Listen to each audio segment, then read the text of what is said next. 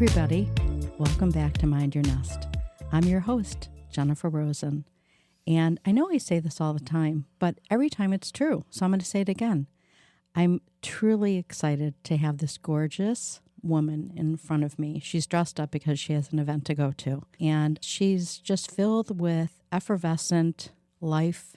She has this infectious smile, and you just can't help but want to be close to her because of her energy. So I met her, I think back in 2023, through my friend Suzette Bravo, I met randomly at the airport.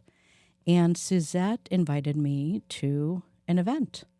And that's how I met Wendi. Hi, Wendi Blum Weiss. How are you? Hi, Jennifer. I'm so happy to be here. I'm so thrilled to have you here. And you just look fantastic. You just look so gorgeous for so early in the morning. I usually don't dress like this in the morning or during the day or ever, really, actually. But it feels really good to get dressed up. I agree. I will say. Yeah, I'm old-fashioned. I believe you got up, put your makeup on, you do it for yourself, and you never know. I think your day goes a little bit smoother when you feel really good about yourself. I agree. Yeah. Okay, so this is like freestyle conversation. I don't believe in questions and answers because I believe that you truly get to know people when you're just chatting. So tell us about Wendi and where you came from and how you got here. Oh, okay. I love that because I love more conversation. Like we're just having sparkling water together, which is what we're doing. And I know when I listen to podcasts, I learn so much, and I really connect with the podcasts that are really organic. So I love that style, I will say. And my journey started from the time I remember my mom being a single mom. That's what I remember. I don't remember our dad ever living with us. And I remember that we struggled in Baltimore, Maryland, and then we moved a lot.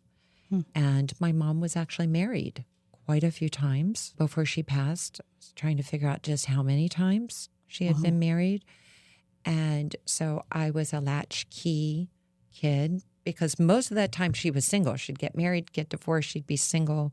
I remember most of the times that we really struggled. I remember as a teenager going to brand new high school, wanting to fit in, feeling so awkward, always like the new kid, and then going to the grocery store and having food stamps and not wanting anybody from the high school to see that we were on food stamps.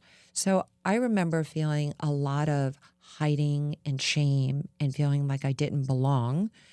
And the one thing that I did somehow have in my mind, and I think my mom actually said it to me, is you're going to go to college.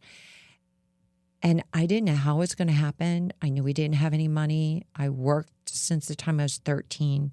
Little things, working at a grocery store, babysitting. My first job was at a grocery store. It was at the corner drugstore. I didn't mean to interrupt, but go ahead. Oh, that, I think it's a great start. I do too. I look back and say those inconveniences or all that difficulty, the woes me that I felt as a kid growing up, were all the seeds that have made me who I am today. So now looking backwards, as Steve Jobs says, you can't connect the dots unless you're looking backwards. I wouldn't do it any differently because that's been my path. And it was hard, but we can do hard things. I figured out how to go to college. I just knew that I needed a degree. It was like eeny, meeny, miny, mo, where I'm like, let me go to business school. And then what are people taking here? And they were taking marketing. And I knew then that I had a little bit rebellious in me because if everybody's taking marketing, I do not want to take marketing. What else could I take? And then when they said accounting or finance, I was like, I don't know anything about money. I better take finance. You're so smart. And so it was that. It just put me on a corporate path, and I changed jobs a lot when I graduated with my degree that I'm very proud of because I worked really hard and got student loans and all that. And I got a lot of training, Fortune 500 companies. And there were like one or two jobs, looking back now, all of them really probably, but that made an impact in the resources and the way I live my life today. I worked for Dictaphone. And I always talk about taking out your recorder and recording your voice. So now as a coach, and I help experts and and speakers. I help people become authors. And then if they become an author, then become a speaker. Speakers write their books so they can get booked on more stages or create your programs or your online course or cohort.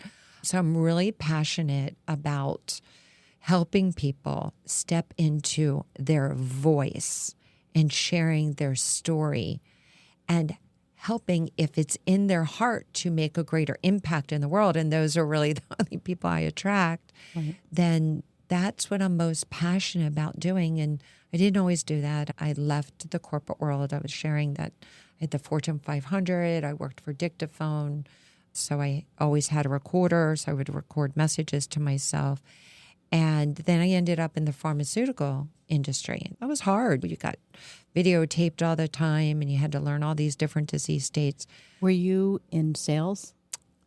Yeah, I was in sales. I started over the counter. It was Tums for calcium. Oh, okay. So that was Good to know. Yeah, and it was just all interesting to me. It was sales. It was a good career. I knew that I wanted a career. I knew I wanted a family. These things I knew for sure. Did you ever not think about wanting to have a family and children because of your upbringing? Interesting question. No one's really ever asked me that. I always had an affinity to babies, babies, kids, and pets. I always wanted children. I carried little baby pictures of other people's kids in my wallet. I just loved children. Yeah. So, yeah. Did you have a good relationship with your mom? I did not. And did that go back like many years ago, from as early as you can remember? As early as I can remember. Oh. It actually immediately brings tears up. I'm sorry. But in a really good way. Yeah. Because if it wasn't for that, discovering the power of forgiveness and having to do that practice and then resolve the conflict. It was my conflict that was inside of me, and that I did have a relationship with her, a very good relationship for the last 10 years of her life. And those last 2 years of her life were very difficult because she was in and out of the hospital.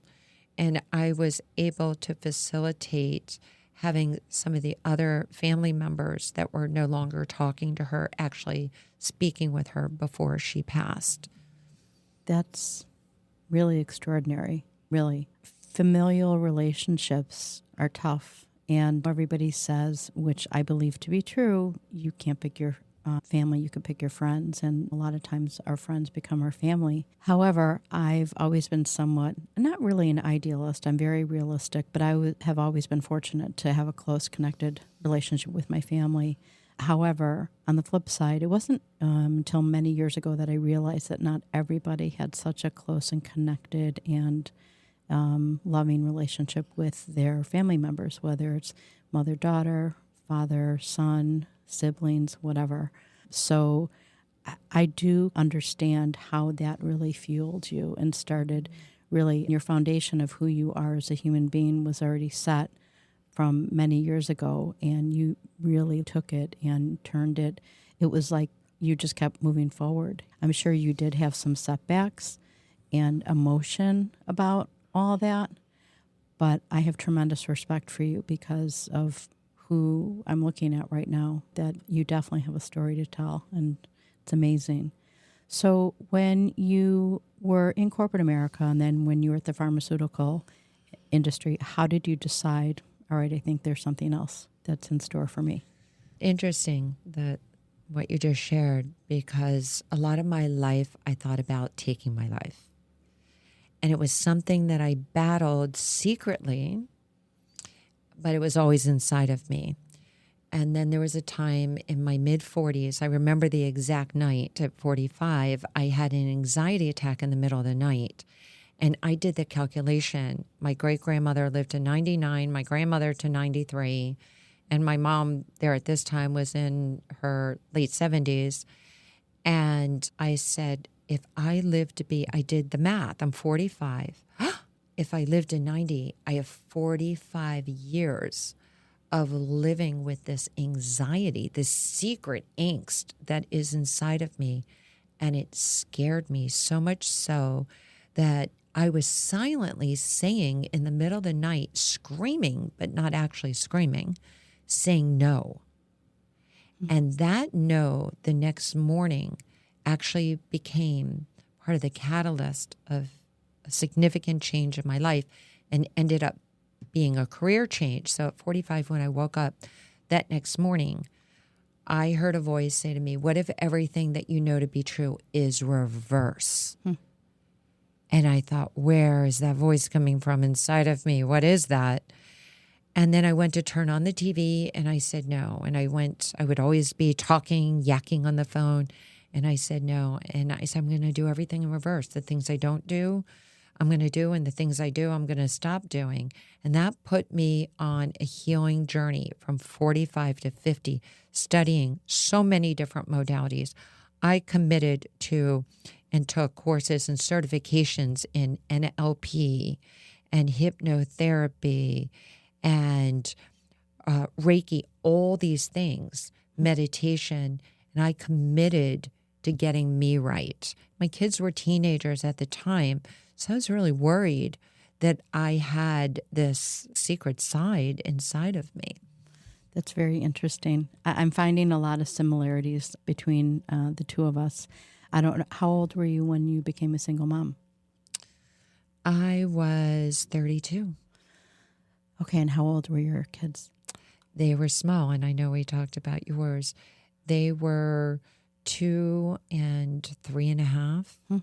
Okay, very similar indeed. It's so interesting how you had the ability to hone in on yourself like that in conjunction with working full-time and raising your children, which I completely understand, and it's fantastic. I believe that it's probably something that helped you free yourself a little bit and help you continue to move in the right direction with your life. So after you finished all of those modalities, and I have to give you credit because I've never tried Reiki and I don't even really know what it is, but one day we'll have coffee and talk a little bit more about that. Then what did you do? I was going to conferences and I was starting to awaken to the world of entrepreneurship, which I really didn't know anything about and hadn't really thought about. I always thought you just go work for a company and that's it. Yep. You have to get all the benefits. And that's right. I had a company car and I could get my car washed. That was so nice. And, I never had that. These guys, it was all nice, but there was part of me that felt like an imposter in my career. It felt so interesting. I was like, this is such a conservative industry. I had this creative side. I was painting. I was just doing all these different things. I started a gift basket side hustle. Wow. And so I started, and in my 40s at the same time, I started a side hustle designing T-shirts with inspirational messages on them. Wow. Around one theme, one question I started to ask. I was asking new questions. I was showing up differently. I was meditating and all the things. And the question was, what is your destiny? And I would put that on a shirt, and then the messages would stream through. My destiny is to be strong, powerful, courageous, and fearless. I'd put that on a shirt. I would call that my Destiny Strong T-shirt. And they were selling. My destiny is to be grateful, thankful, appreciative, and count my blessings. That was my Destiny Gratitude T-shirt. They were selling like hotcakes. Wow. I was selling them at the temple, at the church. I was selling them at like the flea market, like wherever I could. I was selling those shirts. And it was before social media. And I really felt connected to it, where my corporate working in pharma did not. So it felt, but I had the creative outlet, which was really important. And then I stumbled into an entrepreneurial conference by accident. And I was more at a spiritual conference, and they told me about this other conference, and I went. And I was like, what is this? What are these people doing? They're 300 people. They're all really passionate about what they do. That's so interesting to me. And that's when a combination that I was listening to speakers, and some of them were authors. I decided, because this one woman said that she bought all my shirts and she wasn't wearing them, and that she put them around the room and read them, I said, I'll put them into a book. And the book became then the catalyst to launching a business and starting to speak. Wow. So I was now at this time around 50. And that's when I mustered up the courage. It wasn't easy. I thought about it for a while. And I turned in my resignation. That's and fantastic. there I am, 50, going on this brand new journey. And my kids now are in college. And I didn't know how I was going to really afford to do it or pay for their college and all those kinds of things. But I don't know, a couple doors open here. It was hard. I won't say it was easy in the beginning, and then also the unpredictable happened when I turned in my resignation. Which was? I waited. We were at a medical conference, and I waited till I was calling, not the Uber, the taxi at the time. And I asked my boss, I said, come take a walk with me. And he was like, oh, you want to look at some medical studies and whatever? I said, no. So we tucked away, and I said, I wrote a book, and I'm really passionate about, I think I want to get into coaching, helping people, and be a speaker and author. And then he responded to me and said, how many hours a week? Now I'm turning in my resignation. He goes, how many hours a week? And then I thought, I hadn't thought about that. Because how many hours a week do you need for that? What if we could create something where you can do that and you can stay? Oh my gosh. It blew my mind. It was a Friday. He said, have you told anybody? I said, not a soul. And then he said, don't speak a word of this, and we're going to talk on Monday. Now, I was a very specialized. My background was antiviral. I worked in HIV. I was a part of, I would educate the health departments. And so I had a very unique position. That is very interesting to be in that industry and that specialized illness, I would imagine. I would imagine that it maybe took a toll on you, maybe somewhere in your soul, because you seem like you're very warm and very heartfelt. And I know that you feel so, unless you were able to, which is another thing, to disconnect from the disease that you were really in as a professional. I don't know. Did you think about that? We had the 2 drugs that added to the AZT so that it was saving lives. It was extending lives, and there was a lot of excitement around it, and people were living with the diagnosis at this time when I came on with my company. But I did feel a lot of passion, and I was involved in putting on programming and testing and program development to help outreach, reach more people, help more people, also sales. But I was actually able to stay. So Monday what came happened around. What happened that Monday? Yeah, they said, how many days a week can you work? You'll hire somebody. They'll be like your mirror counterpart. I already had an assistant. I had already built out my website. My assistant had worked in the pharmaceutical industry. So I said, wow, I think she might want to be working in pharma too, because I'm not paying her that much. And she was a young go-getter. So she became my partner in pharma, and then also my assistant in working with me in building out my coaching career. That's wonderful. That really is amazing that the two of you had one foot in one place and then the other in the exact same place. I'm sure that helped you a lot in pivoting into that direction. So you've had worked in corporate America. You had a regular schedule, so to speak. Do you have any fear or hesitation or ambivalence about becoming an entrepreneur in terms of the schedule and really creating your own schedule? I've always said since leaving the business world last year and starting my own, it was easy. Like you said, for over 30 years, you knew you were either 8 to 5, 8 to 6, 9 to 5, whatever the case may be. To me, it was never a straight 40-hour work week, but it was something that you can anticipate every single day, depending on the industry. And then all of a sudden, you're like, all right, I'm really doing this. I'm cutting the cord. Did you have any fears about, okay, now I really have to create my day and my week and my month, and what do I do? I overlapped for 3 years. So I had two doctors give me an office in their clinics. Okay. And I could see clients there. And then I also put an office in a gym. So I had, which ultimately Ellen Latham, she became the founder of Orange Theory. So I had an office there. And so I only had 2 or 3 days to do each. Okay. 2.5 days to do each. So I had to really show up still in my corporate career Right. and then build out on the other side. How was that? Interesting. It was interesting.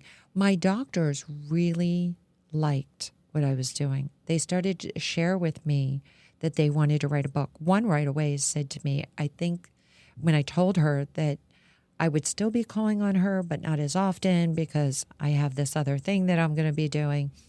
And I told her about the book and she said, go get me a copy of your book right now. And then when I did, she drove home. It was in South Miami and she was in one of the Upper Keys. She said, dear God, did you send Wendi as a messenger so that I need to write my book? And then she wrote a book and she literally made me chapter number 2 Oh my gosh. of that book. So those kinds of interesting synchronicity kind of things happened. I was just really grateful. I want to stop you for a second. I've Yeah. heard you say synchronicity before, and I love that word. I don't hear it enough. And because it's very specific, it's very definitive. You know what it means when you hear the word, and I just love it. You have some great words that I've learned from you since I've known you. Thank you. I appreciate that.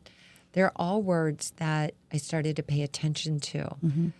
That if the same topic comes up 3 times in 1 week, you think, maybe I'm supposed to pay attention to that. Like something came up for me 3 times this week is doing that pilgrimage in Spain. You know that. I've heard about it, yes. And it's come up 3 times in 1 week. Interesting. Yeah. So now I'm already starting to Google and somewhat starting to plan in the back of my mind somewhere that maybe there's supposed to be the time that I have alone and do that because I love walking. Mm-hmm. And I thought about doing a long walk. Everybody, you're going to have to follow Wendi because she walks and she shares a lot of really meaningful witticisms. Thank you. You're welcome. Yeah, walking. I just think we get insights and it's good for us and we get fresh air so we can create while we walk. And it's you, yourself, and your mind, which for some people, that's a scary place to be. Yeah, you have to tread lightly. And I always say, get a thinking partner, a coach, a mentor, someone, because it can dig up. There are some very interesting things that happen along the way, too, that when you're traveling towards the light, you're going to have a lot of obstacle and setback and challenges that are going to come into your life. But I think about the universal laws and the spiritual laws that we wouldn't have cold without having hot. We wouldn't have light without having darkness. Right. So it's the law of polarity or the law of contrast. So if something is going awry in your life, then know on the other side of that is a significant breakthrough and something amazing getting ready to happen at the same time. Now, easier said than done. And I certainly didn't know about that law for most of my life until I started to study it. One of the things that I find really the most interesting about listening to you and hearing about your story, again, are the similarities and my understanding and appreciation for your path and how you kept moving forward, left foot, right foot, left foot, whatever, taking a huge leap, missing a few steps in between because you knew you were ready to move a little bit faster. When I think about that in my own life, we all have our stories and how we got to where we are today. I agree with you that all of those little things that we went through when we were young and that helped to carry us through our whole life for me, I believe that I would have never have traded any of it for the world, because I don't believe that I would have been able to have continued to move forward in my life the way that I have had I not had everything that happened prior to where I am right this moment. And some of them were great experiences, loving, supportive, and then others were quite the opposite. I think mindset has a lot to do with it. Even when your mindset might not be in the best frame of mind, you might be negative, you might be feeling how you felt when you were younger. Someone that I met many years ago, she was a therapist, and she would say something that I loved. She would say, "Jennifer, try to get out of that chair." I said, "What are you talking about, try to get out of that chair?" She said, "I want you to sit in that chair and I want you to try to get out." I said, "Okay." So I sat in that chair and I got out. She said, "See?" I said, "See what?" She said, "You don't try. You either do it or you don't." And while in most cases I believe that to be true, sometimes we fall back on common words because we're not used to or open to new ways to describe an action in our lives. And from the moment I sat and listened to you, like synchronicity, I've definitely learned that there are words that kind of propel us to grab the hand that's in front of us, saying, "Come on, you could do this." Do you think that your upbringing and your life has helped you build upon each and every success and maybe not such success that you've had in your life? I want to say that it's always work. I work on myself, and without doing that work, I don't know who I would be. I watched my mom at times, and I would be remiss not to say that I considered her to have traits, character traits of being quite evil. And when we see what we don't want, it helps direct us towards what we do want. So when you see something, you can say no to that thing, like I did in the middle of the night. I said no. I was speaking directly to fear, because that's what was keeping me up, and that was where the anxiety lived, fear in my body. I also, because we get transference, we get character traits from our parents, our ancestors. I grew up in a fear-based home. There was a lot of, and my mom was afraid of driving, and then I noticed I was afraid of driving and all of these things.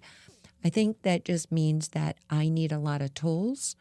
And because I know the difference of using the tools versus not using the tools, that it becomes my incentive to use the tools. I use tools every day. I have a good friend of mine. She's one of the top therapists in the country and the world. And she has said to me, "I don't think I know anybody who's as disciplined as you." It's more out of desperation than let me just be a disciplined person. It's not really by choice. It's knowing what's on the other side, because as much work as you do, it's still embedded and can be triggered, as much of the hypnotherapy and all the things. So I keep it in check. I'm aware. I always tell people the check-in on a 1 to 10, how are you feeling? Some people call it like an empowered state or a disempowered state. I'm like, I need numbers, right? The numbers, the finance girl. So on 1 to 10, because then it really helps you figure out the path. So if I'm feeling like an 8, 9, or 10, that's fantastic. Go out and change the world. Right. But if I'm feeling like a 2, and I have days where I feel like a 2 or a 3, anyone who tells you can go from a 2 to a 10, I don't know about that, because go for a walk and go take a cold plunge. You're a 2. You're like not getting out of bed. Exactly. You're crying your eyes out. Yeah. And so I say, if you feel like a 2, how can you get to a 3? What's that next step? Maybe it's just drinking a glass of water. Maybe it is having a good cry. A 3 to a 4. Try to get yourself up to mid-range where you're feeling, oh, I have some hope. I can start to see the life at the end of the tunnel. In 2007, I was 47. I'm going to summarize this, that I started to write. And I started this process that because you were part of this mastermind group, the reverse engineering. Yep. And it's a methodology that I have documented and created over the years since 2007. 2007, the only theme, the major goal that I had for the year was to stop sinking in quicksand. And then in 2008, I felt like I was no longer sinking in quicksand. And then when I die, to 2008 is just coast. Just don't think big, just coast. Until 2009, where I said, wow, this stuff is working. And I was playing around because I was treating it like a clinical trial, the reverse engineering. Mm-hmm. And then I was like layering and testing every day and documenting and recording. And then 2009, I started to set those goals. In 2010, I resigned, and like the snowball thing happened. But it is a lifelong journey. Mm-hmm. And I believe we're going to have challenges in our lives. And so if we can say, I'm going to feel the fear. Listen, it's so cliche. Feel the fear and do it anyway. Yep, I know. Feel the fear and then breathe. And then have tools in there. Feel the fear and do it anyway. But put your tools in so that you can do it anyway. I think I've always said to myself, Jennifer, you just have to feel the feels. So I like your feel the fears too, because it is true. I want to ask you one final question as it relates to your writing, and it worked for you, and documentation and helping you, having that invisible hand to help bring you out and ease up from 2 to a 3 to a 4 to a 9+. What would you say to your audience about, Wendi, that's great, it works for you. I don't want to write. That's like work. I just want to feel better. Or maybe I can just go to a shrink. Or maybe I can just this. Or maybe I can just that. But what you're suggesting is that, you mean I really have to sit down with a pen or paper and write down things? That sounds like a lot of work. And I just don't think that it's going to work for me.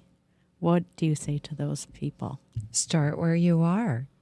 How about going outside and taking your shoes off and standing in the grass and looking at the blue sky? Just start where you are. If you can just find something that is going to fit in with your lifestyle, your belief system, any teeny tiny step. And the most important, as someone who has represented a lot of pharma over a lot of years, is they can't package it. They're working on it because they do sell oxygen. But it's the first thing you do when you're born, and it's the last thing you do before you die. And that's take a breath. And that is a breath. Yeah. The breath is, I just want to talk about the mechanics for a moment. You have two parts of the nervous system. The sympathetic nervous system, which is fear and that feeling frozen, that where your tightness in the chest, where you hold your breath, right? The sympathetic nervous system is turned on when you're in fear or flight. The parasympathetic nervous system is turned on when you're calm, at peace, and you're relaxed. You just figure a way to activate. It's like turning on the light in your house. It's off, it's dark, it's on, you can see. You can turn on and off your nervous system. Your nervous system is the command post to everything that you're feeling in your body and connects you, and your feelings connect to your mind, right? Your thoughts and your feelings and your words and your actions. So if you can just think about the nervous system and breathe, go on YouTube, look up a breathing meditation, Wim Hof, whatever it is, even just inhale in, hold, exhale out, hold. Just start with that. It'll make a difference in the world. If they could bought it, they charge you a lot of money for it. That's right. Well, you heard it here first. Okay, Wendi, thank you, really, for coming here. And everybody, we're going to have all of Wendi's information in the show notes, and she's a true treasure. And I encourage anybody who wants to be uplifted or enlightened or connected to somebody who has a huge shining light to offer you, reach out to her. Everybody, thank you so much. And you know the drill. Don't forget to mind your nest.